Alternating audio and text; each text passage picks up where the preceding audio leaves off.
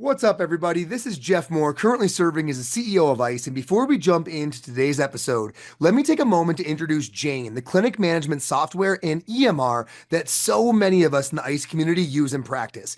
Change is a normal part of clinic life. Maybe you're expanding your team, introducing new offerings, or growing your client list. As your clinic evolves, it's important to have an EMR that not only supports those changes, but also grows with you. Jane's new Balance, Practice, and Thrive pricing plans offer flexibility, allowing you to easily switch from one plan to another depending on your current and future needs. There's no long-term commitment either, just simple month-to-month payments that let you focus on running your clinic. And with every plan, you get features like one-on-one telehealth, email appointment reminders, and unlimited support. Visit jane.app/pricing to find a plan that fits your needs starting at $39 a month here in the US. And when you're ready to get started, use the code ICEPT1MO to sign up for a 1-month grace period on your new account. Thank you so much and enjoy the show.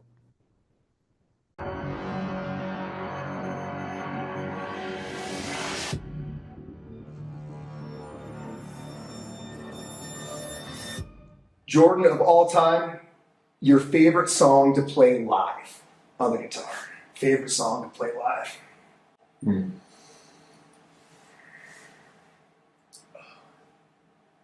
That's a hard one. That's the intention. Yeah.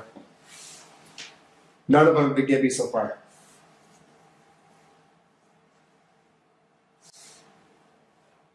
I would say, I would say this is a very, I don't want to say stereotypical song, but Stairway to Heaven. no, I would say Why Georgia by John Mayer. Why and why Georgia? Because that's the first legit song that I can remember learning. So it has the nostalgia of like sitting in my bedroom, figuring out chords and how to play stuff. And I don't know, there's something about the progression, the little hammer on, like it sounds a little bit more challenging than what it is, but that was the first time I remember it clicking of like, I kind of know how to play guitar now. And so it's not like that's my favorite song. Yeah. It's more so just the work that I had put in, right? Like being able to actually play something. Yeah. That was like the feeling of the satisfaction.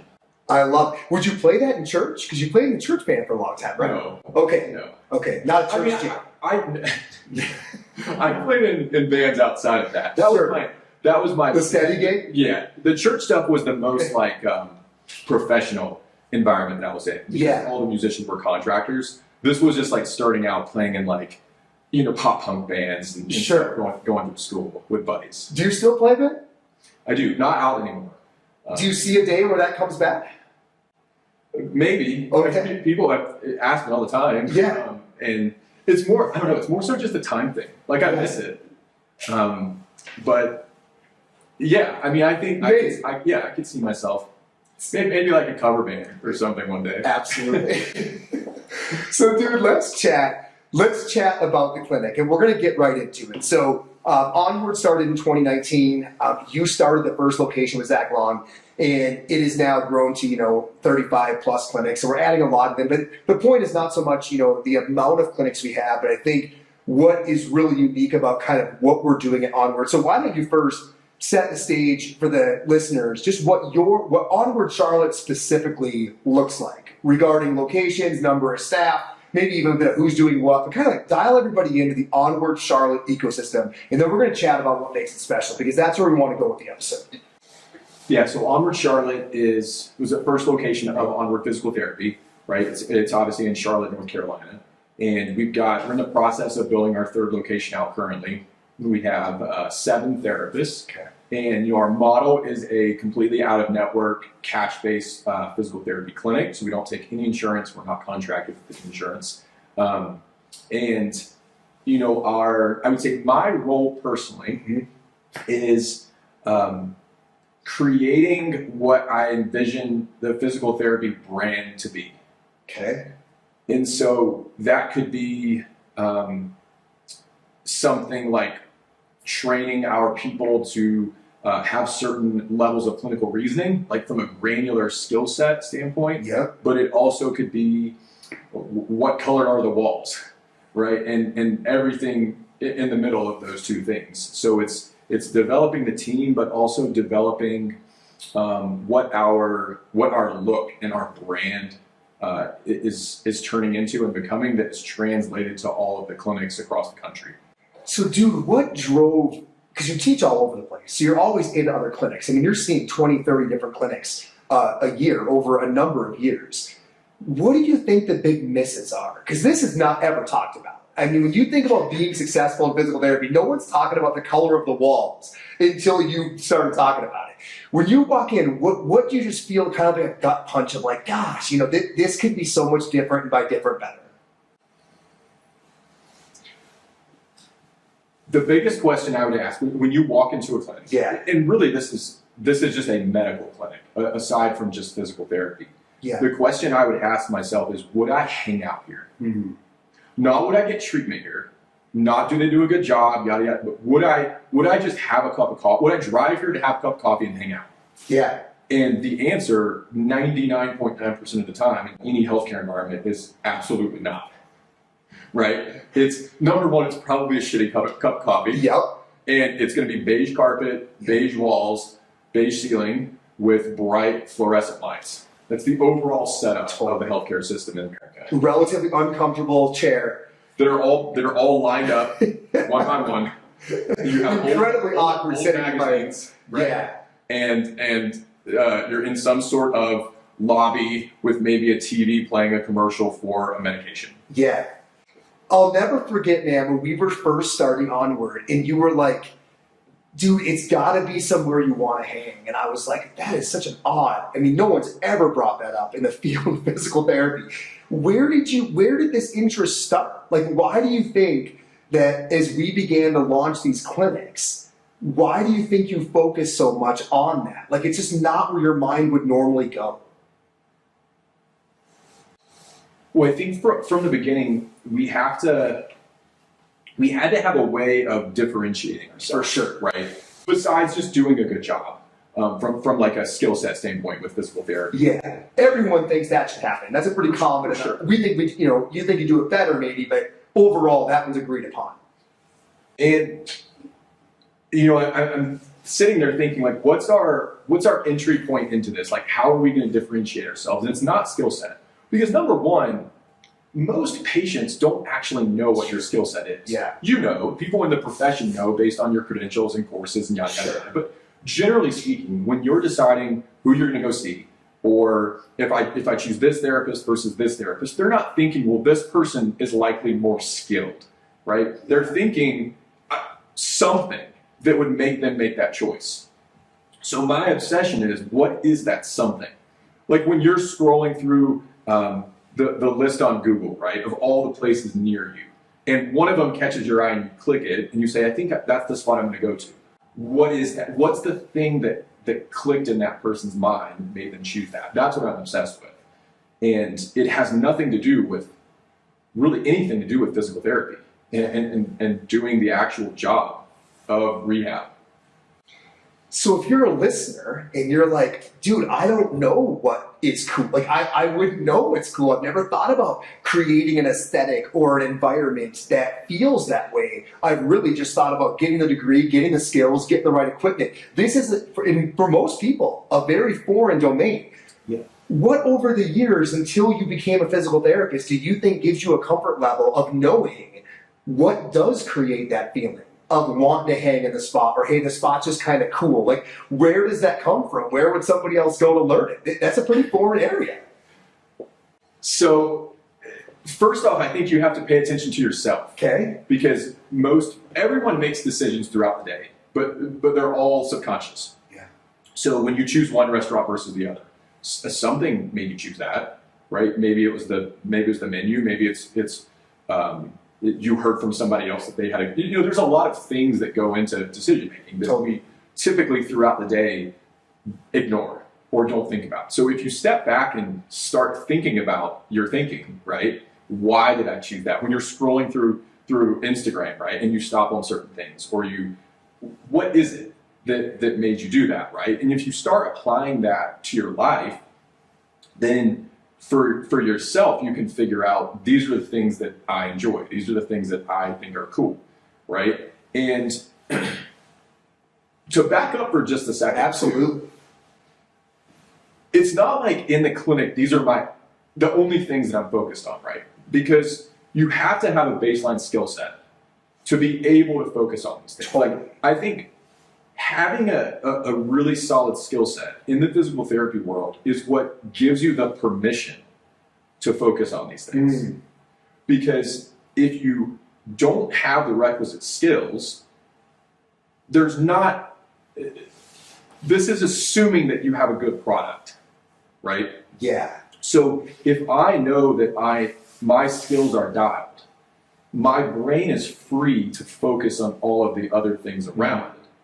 But if you're in a session and you're thinking, well, how do I do this? Or I wonder if I can do this technique, or there's too many things competing for your mental energy. So to take it one step back, right, developing the skill set and getting good at the job is what allows you to take a step back and actually focus on the areas around doing the job well. That being said, besides looking at the things that you focus on, right, as an individual, there are certain things that make you want to spend time somewhere versus not. Okay. And let's rattle a few up. I mean, what are some of the things you focus on that you think are almost universal truths of, like, at least for your target demographic, people coming in being like, damn, I'd love to spend a bit of time here, even if I wasn't being treated for a musculoskeletal injury. So it has to be comfortable. And by comfort, I literally mean comfortable. Yeah. Right? The chair should be comfortable. Yeah. The couch, whatever you're using, there should be some sort of either snack or beverage or something, right? Like when you go to a coffee shop, you're going to get coffee. Music is a huge one. Obviously, being a musician and growing up, in that world, I probably focus a bit more on that. But the playlist that's going on when you walk in somewhere immediately sets the vibe. Yep. And everybody knows that. They just never thought about it. Right? Sure. Like if you walk into a PT clinic and there's rap music blaring or country, no matter what else you have going on, those are two completely different vibes. Totally. So the music, and then besides the look, I would say the smell. Smell is actually a stronger sense than, I think that the research will actually show that the one thing that carries over the most, that you remember the most, is the smell. So those things will, you have 3 or 4 of those things that you all hit you at the same time: smell, music, visuals, comfort. It immediately creates I feel at home here, or the medical feeling, right? Where it's either no music and it's completely quiet, or it's whatever the hell is on the, the 90s radio that you have turned on. And then there's no drink, food, the chairs are uncomfortable. There's nothing that would make you relax and settle in and want to spend time there. So I'm assuming you're metacogniting on this every time you walk into a restaurant, to a barber, anywhere you're going to get service for any reason.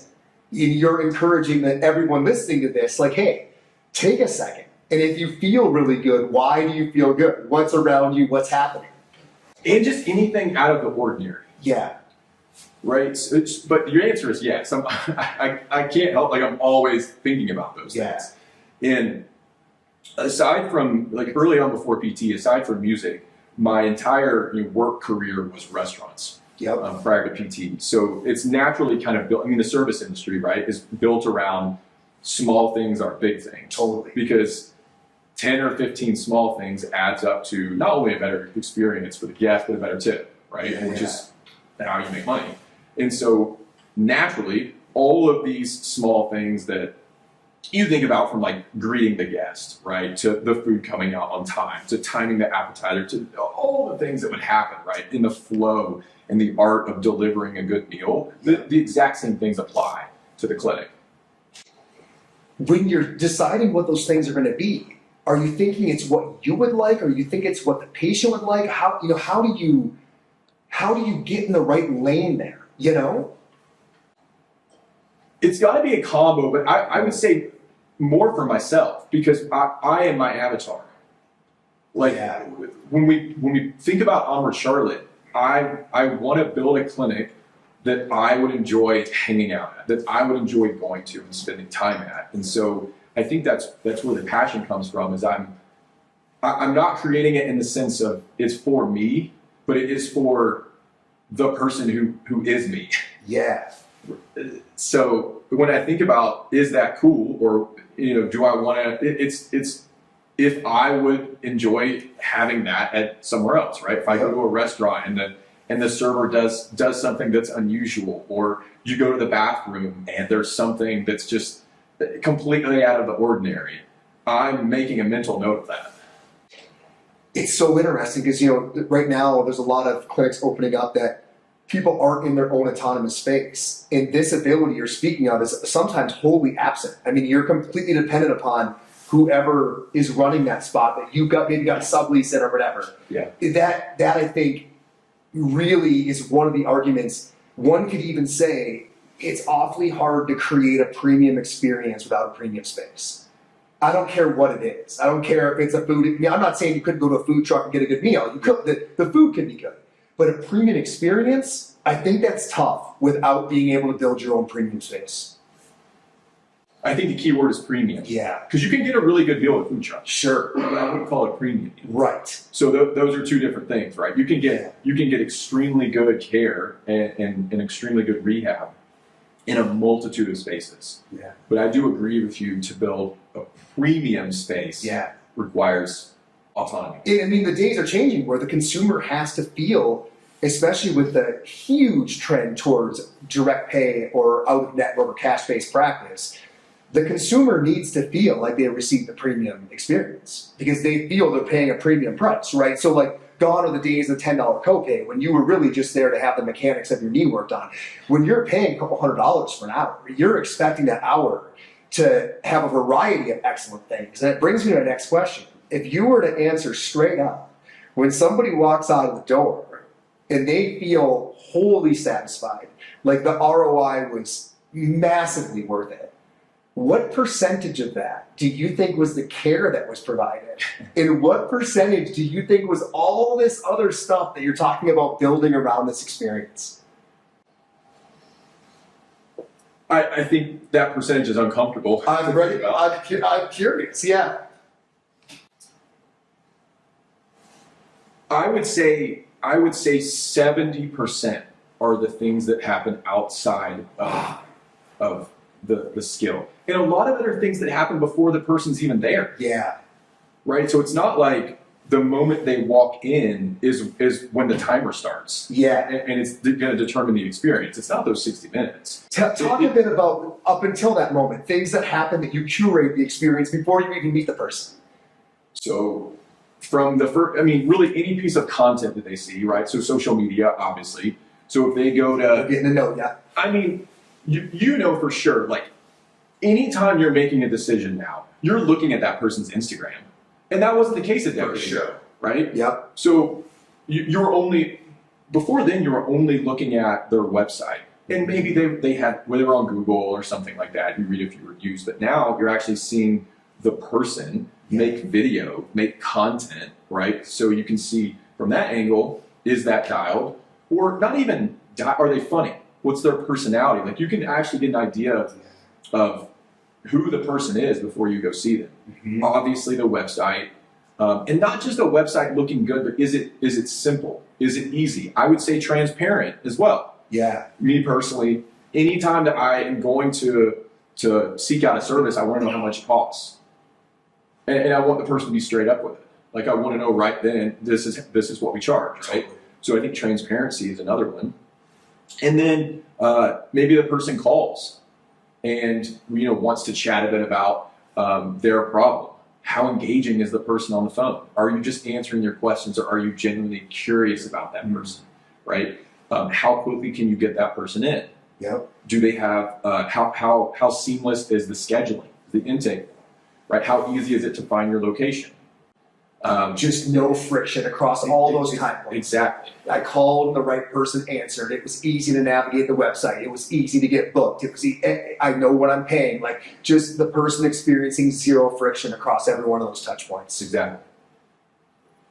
What's so crazy about you saying 70% is that you're the most maniacal person I've ever met when it comes to clinical skill acumen. Like, you drill it harder, you work on the basics more. You're literally more concerned about clinical perfection than anybody I've ever met. And even with that lens, you're still saying that the majority of what that person feels and experiences is from these other contextual factors.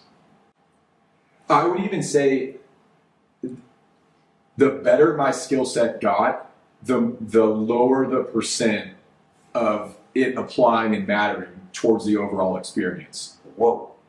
So if you don't have the skill set, you have no idea the importance of it. Because you don't have it yet. Yeah. So you don't know how it applies to the overall picture. So as you're learning things, it seems like a bigger deal because you haven't acquired the skill. Once you've acquired the skill, and I'm not going to say mastered, but a pursuit of mastery, right? Yeah. Then you've essentially leveled the playing field. Because if I know that my skill set is at the top tier, then I've essentially neutralized it to where I can see how all the other things actually matter now, right? So if you're changing your website, if you're greeting the person differently, if you're changing the layout, and you're also learning all of these different skills and getting way, way better, right? It's blurry what actually is making the difference. Totally.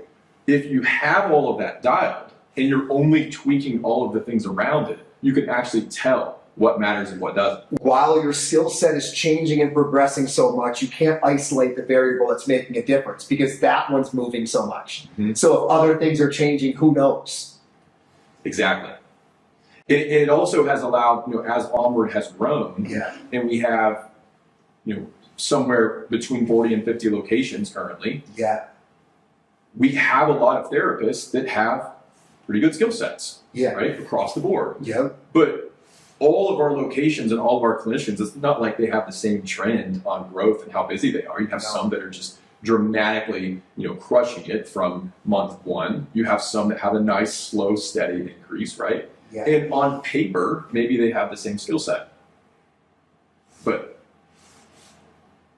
what's the reason then behind those two dramatically different trends? So unpacking that a bit, if you're listening to this show and you're thinking about starting a clinic, we talk about get good and you'll get busy. We've always had that narrative, and there's a lot of truth there. I mean, if you're delivering an excellent product, things are going to work out over time.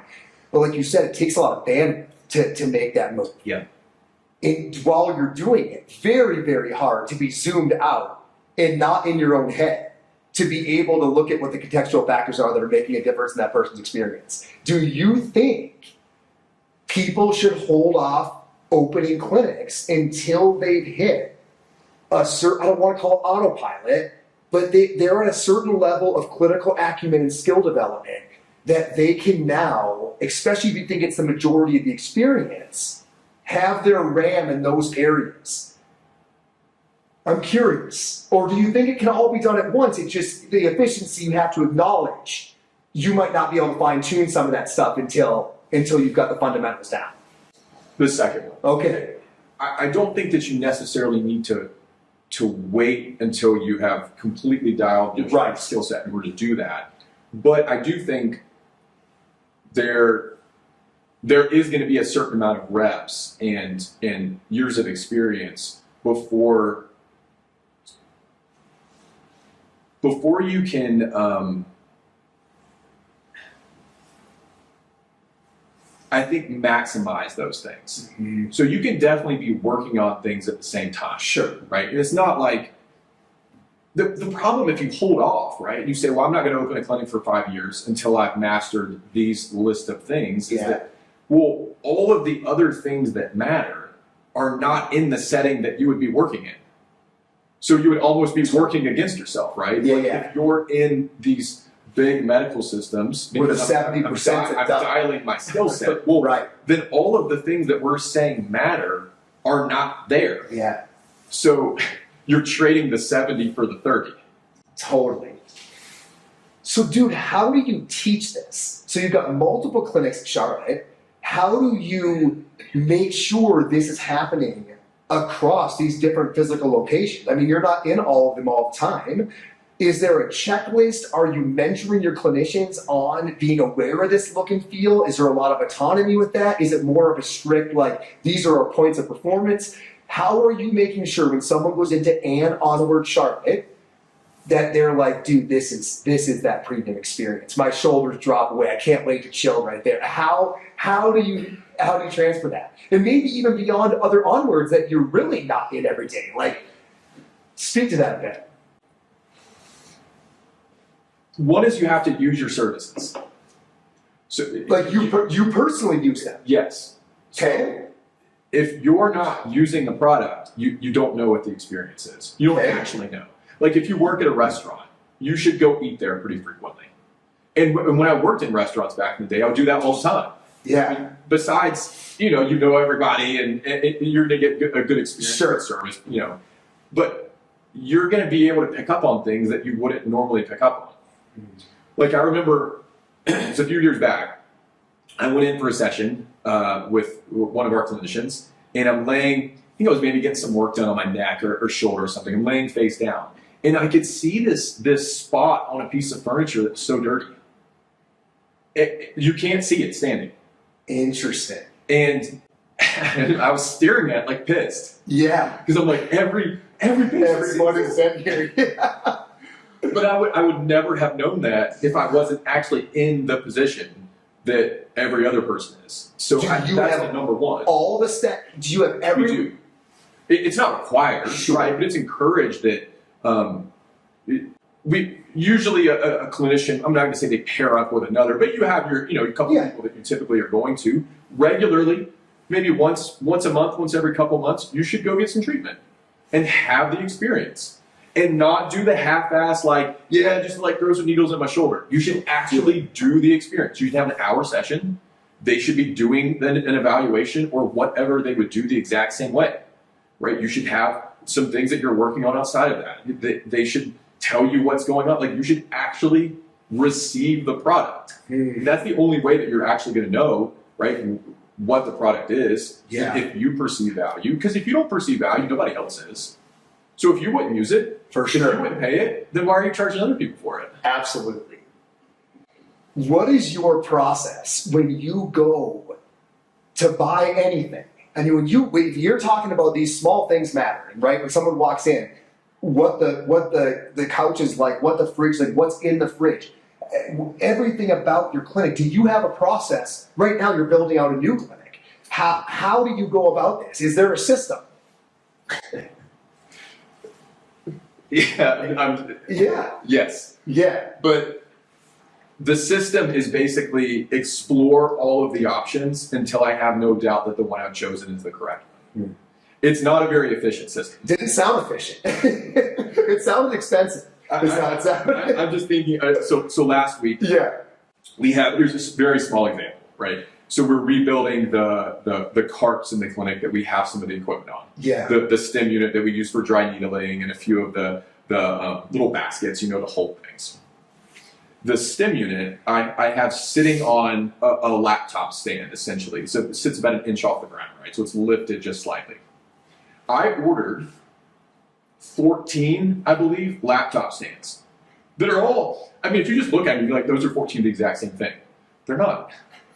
And I sent back 13. But I have absolutely no doubt that the one that is sitting there is the one that I feel like was the best option. And I do that for most things. And I'm not going to say that's the best system. I'm not going to say it's efficient or cheap. But when I walk in, I know that everything in there is the version that I feel like will work best. And I apply that to everything. I'm not saying I buy 20 of everything and then return 19. But I am saying that you could ask me about anything, any piece of equipment, and I could give you a treatment table. You can't buy 20 of those. How did you go about deciding what the perfect manual therapy treatment table was going to be. That one I kind of had an unfair advantage because teaching all over the country, I've laid on all of them. And you probably pay attention, knowing you. When I walk into a clinic, first thing is I walk around the clinic and I look in their treatment rooms and I see what the setup that they've got. And I'm just kind of getting a feel for, is there anything here that I think is special? So the table, I mean, you're thinking comfort, you're thinking mechanics on how it's built, but really it's the one that I've laid on and used a lot. Yeah. But another example is the paint that's on the walls, right? Yeah. I bought 20, cans of almost the same paint. And I've painted it on the wall and I've looked at it in the morning and in midday and afternoon when the light shines differently to see what looks best. But the point of all this, right, is in all of our onward clinics, I would expect that if I walked in and said, why did you choose this instead of this, that you would have an answer.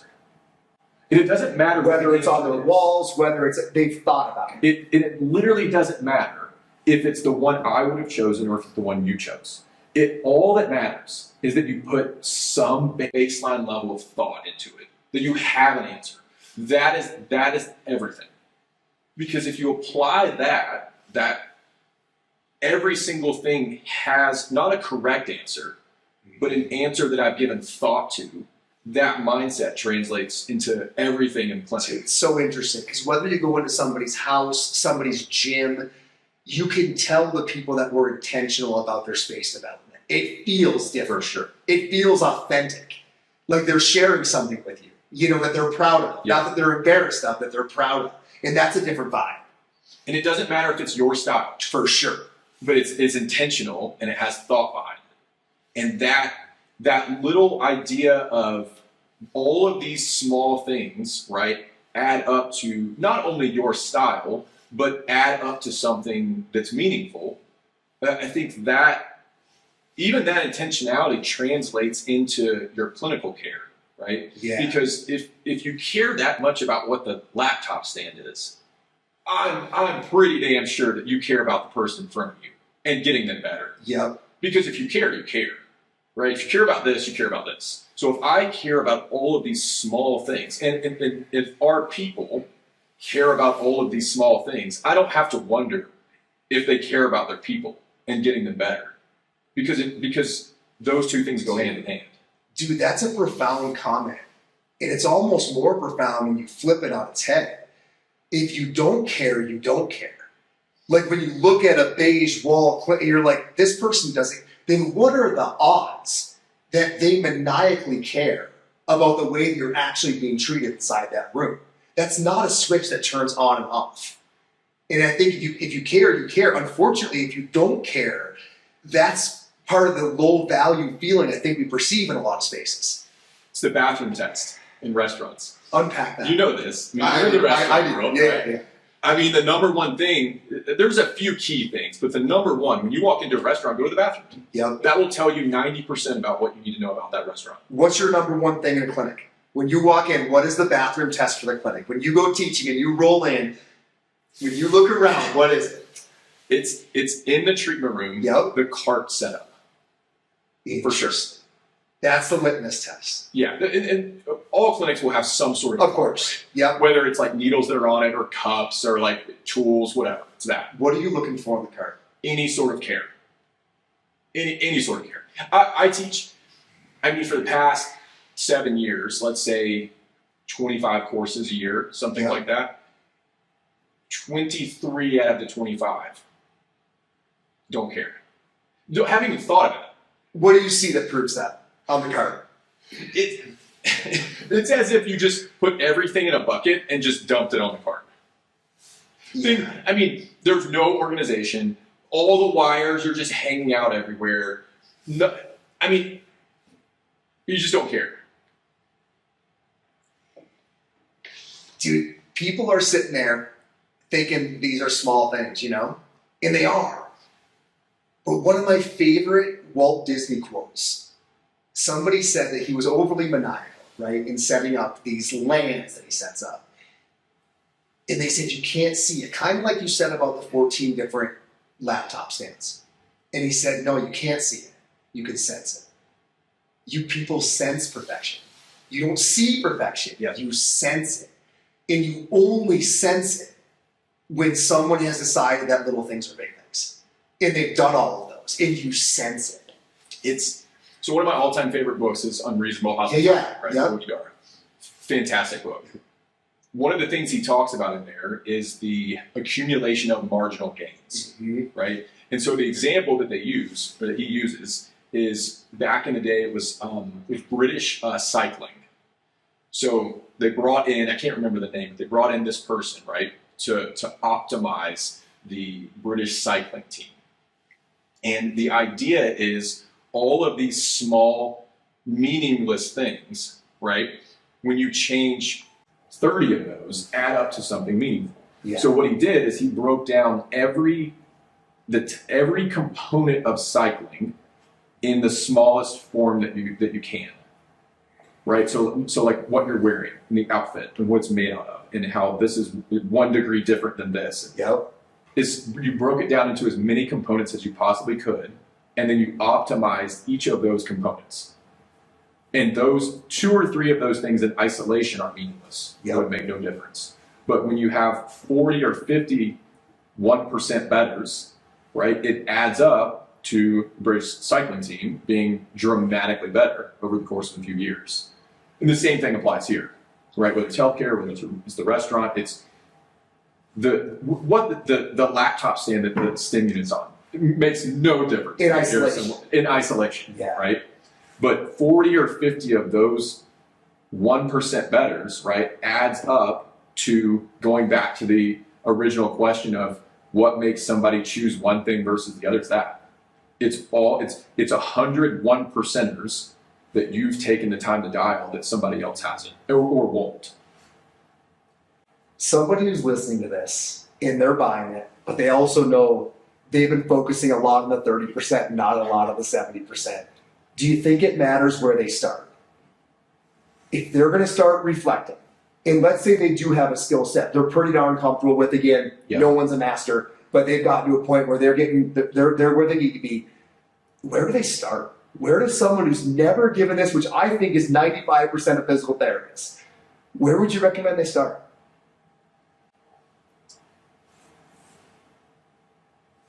I think if you walk into the clinic every day, in the morning, right? Yeah. You're the person that opens up. Yeah. You flip the lights on, you unlock the doors. If every day you just walked in and stood for a second and said, what's one thing that I could make better? You do that for 3 days in a row, you're gonna have unlimited things. Because once you actually start noticing things, you're gonna notice all of the things. Yeah. Right? Maybe it's something as simple, you walk in the first day, what's one thing that could be better? Those cables in the corner could be out of sight. You scoot them, you put a plant in front of it, right? It takes 30 seconds. Not building Rome in a day, just one thing. One thing. But now you're in the mindset of these small things actually matter. So throughout the rest of the day, I promise you're going to have 6 or 7 things on that list by the end of it. And your treatment's probably going to be a little bit more dialed. Mm-hmm. And all of these things are going to snowball. But it's something it's not about the thing.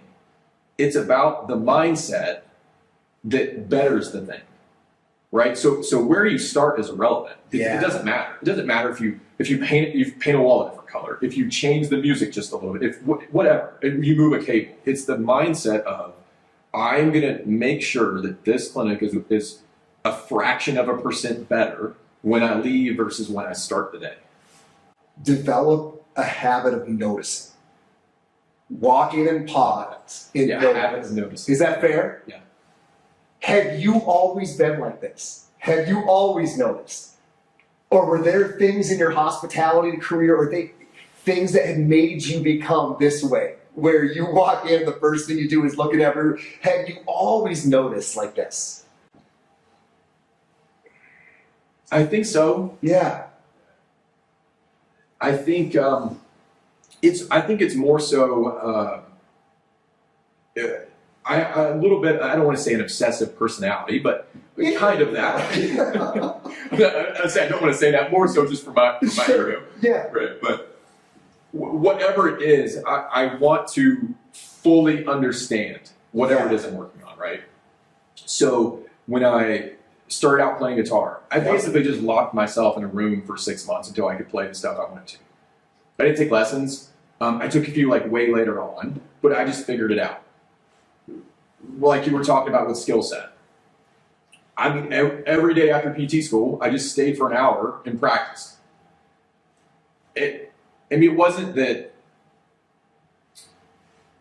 It wasn't that I had certain things that I had to learn. It was just, if I'm going to take the time to do this, I'm just going to do all of it. I'm going to learn all the things. Totally. Right? So once you start noticing things, it bothers you so much that I almost have no choice but to fix it, right? Like I'll be in a treatment session staring at something and I can't move on until like it's just something. And so yeah, to answer your question, I would say yeah. I've always been like that. It sort of eats at me, these things. Is it coachable? I guess that's my next question. And certainly you have people in the onward system.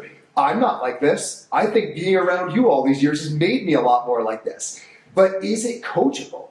Can you get, and you don't need someone for this to be their DNA. Sure. Like, have you been able to take people who aren't in the habit of noticing and turn them at least far enough to where you're proud of the product they're putting out? Is that doable? For sure, 100%. And I think it comes back to just having those things front of mind, right? Yeah. And just noticing when you go out to eat, just notice a few things. Yep. Right, instead of just being passive to the experience, look around and say, what is this table? Do I like this table? What is it made out of? Why did they choose that? Well, what about this light? That light's kind of cool. Just notice things. And notice the experience. Notice the service that you get. And again, I think some of it is hand-holding, right? There are certain things. I think being in the service industry ingrains it in you. I mean, we could talk for a long time about the restaurant industry and the similarities to healthcare and really any type of service, but I'm such a huge advocate of being in some form of service as you have jobs early on when you're young. Like the service industry teaches you so much about what we're talking about here, but also how to treat people. And I think that's where a lot of those things get ingrained, because your job is sort of based around all of those things. Sometimes the money that you make is based solely around those things, like in the restaurant world. When people leave Onward, do you mine this data from them? Do you guys have any forms, or do you have any follow-up? Or I mean, obviously Google reviews are awesome sometimes. You can pull a lot of good data when folks are doing that. But I'm just curious, and maybe for your other locations, are there any post sort of course of care follow-ups to see what people bring up? Like, oh, dude, that we could have made better. We didn't see that. Any of that in place? Just curious. Nothing besides your basic review stuff that goes out. It's all casual during the session. I'm chatting with people all the time. Yeah, and you're gonna hear things that solidify things. So it's more so, instead of just saying, hey, what would you like? What would you like us to have? Or would you prefer this wall color? Yeah. It's more so when someone walks in and they're like, oh, this is kind of sick. Yeah. I'm like, what is? Or someone grabs a fitting and they're like, oh, I didn't know that's awesome. These are free. Yeah. It's all those things where like that's a mental check for me of like, well, that's something that maybe should be applied across the board. Absolutely. And how much that shifts you over here. I think about in the restaurant, walking by tables, and they say, oh, cool, they have that wine. And I'm like, ooh, dude, that never leaves the menu. Totally. So it's just... And you're going to have reinforcement. Absorbing all of this. More so than asking for it, you're really more absorbing it. But again, you're noticing it. You're noticing when someone makes a quick offhand comment about like, oh, dude, that's cool. Or you're not blowing past it to get to the part of the eval that you're so hyper obsessed on. You're taking the inventory. Yep. I think it's such a great conversation, Jordan, because the next era of physical therapy, if we're going to be successful, has to look different. People have to get more out of their sessions. People aren't paying $200 for their knee pain to go from an 8 to a 4. I'm not saying that your knee pain going from an 8 to a 4 isn't important. I am saying to feel good about laying a couple $100 down on the table following an hour, you need to feel good and. Yeah. You need to feel good and. You need to look forward to coming. There has to be enough contextual factors that you're like, dude, I just love the days I go there. That, if we can't achieve that, I think the future is pretty scary. If we can achieve that, I think we might find that we're still undercharging. And I really think the fork in the road, you've convinced me of this, may very well be the experience, not the skills, and that blows my mind. It's becoming part of that person's routine. Yeah. It is basically what it is, right? So what you just said is that when someone comes in, right, and they sit down on the table for a session, and they're like, oh, I've been looking forward to this all week. Totally. That is the solution to physical therapy moving forward, right? It's not, oh shit, I gotta go to PT. I have to go to PT. My knees still hurt. That is the answer, right? Of someone looking forward. Maybe they don't even have any pain currently. Maybe the pain's been gone for 4 months. But I love coming here. I love coming here. I always leave and get value. And maybe that value has nothing to do with pain. Maybe it's programming. Maybe it's recovery work. Maybe it's maintenance work. It's mobility. Or maybe it's just all the other things that we just talked about around it. But the point is, they look forward to coming. It's what they do, right? Every third Thursday at 9 p.m. Yeah. It's part of their overall well-being. Right? Not just a thing they seek out when something hurts. And you don't create that by just solving the problem. Nobody that's had knee pain for 3 months and you solve it in 4 sessions, you're not part of that person's overall well-being. It's all of the things around it that create that relationship, right? That create that experience to where now they're coming to you for everything. Their family's coming to you for everything, and besides the knee pain. I love coming here. That's so different than how you think about medical, period, which maybe is why we're so drawn to anti-medical environments.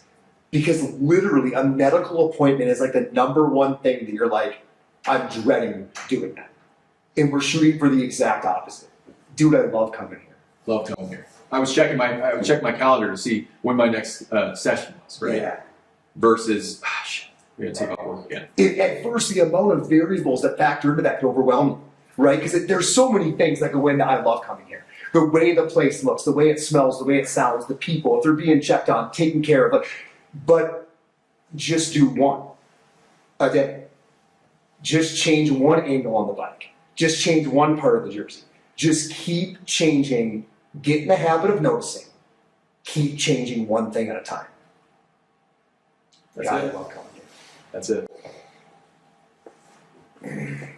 Any final words of wisdom for the listeners? I think you got a lot of people off balance right now. This is, if you were to ask most physical therapists, certainly most senior physical therapists, what creates success? And I mean, you look at Onward Charlotte, you look at your waiting list, you look at people onboarding and they're busy in a month. It's a ridiculous amount of success in an out-of-network space that can be challenged, and it's competitive. There's a lot of good PTs in Charlotte. Yeah. The success is undeniable. You're here saying 70% of that is coming from a spot that a lot of people have given zero thought. Any kind of parting words of wisdom as people go back to their clinic tomorrow and try to get moving in the right direction?